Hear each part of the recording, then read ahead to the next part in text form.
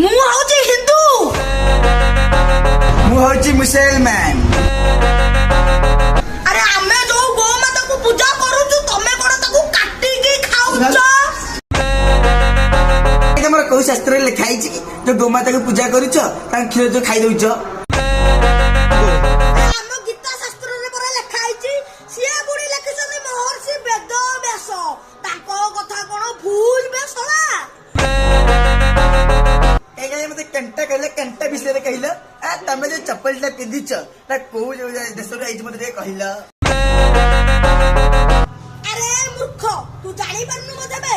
ମୋ ହିନ୍ଦୁ ପୋଷାକକୁ ମୁଁ ମୁଣ୍ଡରେ ରଖିଛି ଆଉ ତମ ମୁସଲିମ ତମ ବିଦେଶୀ ଚପଲକୁ ମୁଁ ଗୋଡରେ ଦେଇଛି।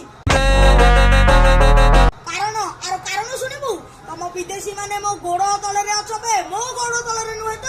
ଆମ ହିନ୍ଦୁ ଜାତି ଗୋଡ ତଳରେ ଅଛ ଆଉ ଆମ ହିନ୍ଦୁ ମୋ ମୁଣ୍ଡ ଉପରେ ଅଛି। ବୁଝିଲୁ ବେ କଥା?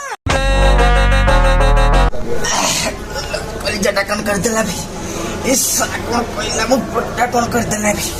ଗୁରୁମସ ଟିକେ ଲୁଚିକି ଖାଇଦେଲି ବୋଲି ବୋଧେ ହାତ ହେଇଗଲା। ଆଖି ସବା ପଡିଗଲା ବୋଧେ ହିନ୍ଦୁ ଲୋକଙ୍କର। ଆଉ ବଞ୍ଚିବନି।